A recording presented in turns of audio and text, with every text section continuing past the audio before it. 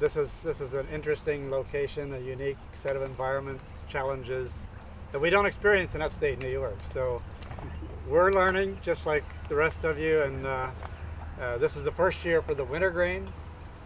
So we're really anxious to get some data back from these. Before I start, I want to introduce David Bencher. Raise your hand, David. He's got more handouts if you need a handout. These handouts are important because they summarize the performance of all of our grain trials throughout New York. So it includes soft white winter wheat, soft red winter wheat, spring oats, spring and winter barley. We're just working on malting barley now.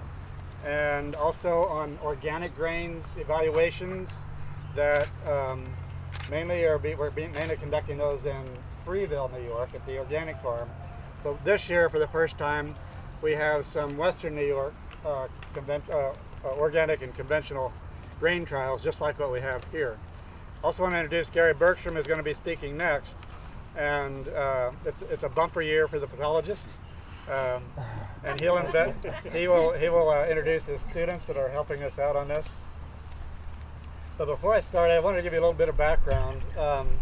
The grains are really happening right now in New York State. For the first time that I've seen in my 35 years at Cornell. And it comes really from a variety of changes that have happened just in the last 4 or 5 years. And you probably all know about the farm beverage bills that have been passed. These farm beverage bills started with a brewery bill, but they give local businesses a chance to get a tax break in exchange for using locally grown ingredients. And so, of course, for most of the beverages, you need barley. Rye is also important, but even the wheat, because if you like wheat beer, we can give you some wheat varieties that are perfect for malting. So when that farm brewery bill was passed in 2012, the legislators, I think, had a vision of creating new tourism opportunities. But what they didn't realize was that malting barley hasn't been grown in New York for probably 50 years. So there was absolutely no information available. And so we started from scratch. And so this is about the third year of spring grains trials, about the fourth year of winter grains trials. And we're really starting to begin to get enough information so that we can provide the producers with decent guidelines. Another thing that's happened is that there's been a dramatic increase in the interest in organic food products. And I don't know if you've experienced this in your area, but at least in central New York, there's a sudden increase in the demand for products grown from organically grown grains. Similarly for livestock. Really, there's difficulty sourcing enough organically grown livestock feed. So there's really new interest in where we can produce organic grains, what kind of organic grains make sense, and can we make them pay back.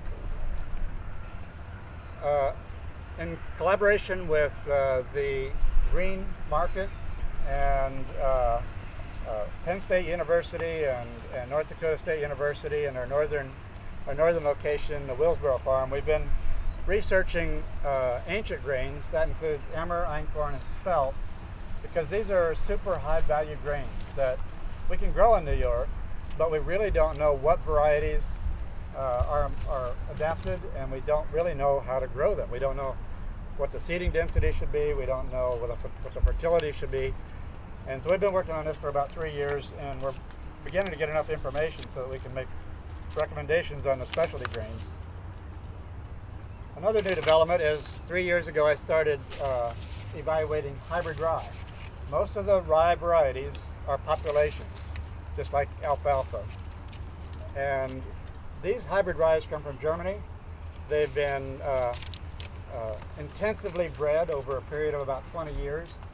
They have super high grain quality. They feed well, they mill well, and they malt well. And they yield at least 30% more than the best population varieties out there. So this is really a new development. They yield 50% more than my best wheat variety. So that's something to think about. has tremendous potential for the distilling industry. And then lastly, a few years ago, we collaborated with Anheuser-Busch to test our white winter wheat varieties for malting quality. And white wheat is what you have to use for wheat beer. Red wheat just doesn't work very well. It imparts some off flavors. And what we found out is that our current variety, Medina, was the best, and it was rated as excellent for malting quality. So we can do it all here in New York if we can control the diseases and control the management practices needed. Also, I want to extend my sincere thanks to the New World Foundation, Sarah, John Paul, John, and especially Justin, because they have made it possible. John and everybody, you guys have made it possible for us to come down here and do these trials. It's a bit of a hike for us to get down here, but I think it's going to pay off. It's going to make a difference for the Local Economies Project. It's going to diversify farming in this area, and I think we'll see some real benefits in a few years, if not sooner. So we're all learning. We're just discovering the benefits and the challenges of growing grains here, and hopefully we can give you some really good data after the next year or two.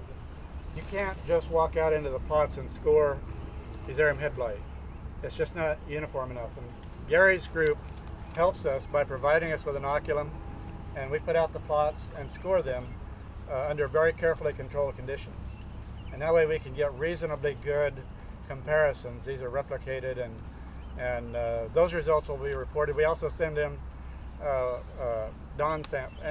samples for measuring DON in that trial. So we don't just measure the disease appearance, we measure the vomitoxin in the grain. And Gary might touch on that a little bit later. What can you do about lodging to prevent lodging in your fields? There's only two things you can do. One is to reduce the fertility, the other is to reduce the seeding rate. When you reduce the seeding rate, you risk the possibility of poor weed suppression. So there's a trade-off there, and it's really difficult to make specific recommendations on that because it differs a little bit for different places. Don? Surprisingly, winter wheat tolerates a fairly wide range of seeding rates, and Bill Cox has actually done quite a bit of research on these in past years. And you can vary the seeding rate from like 1.5 bushels up to about 3 bushels and not see much difference in yield, statistically.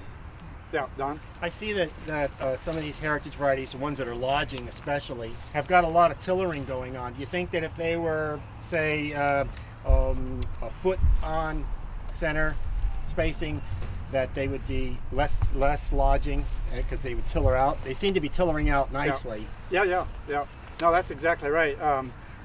The lower the density, and that means wider spacing or less space or more space between seeds, the less lodging you're going to get. And you can see this already when you look at the edges. They're standing up better than the middle. Yeah. More space. Yeah.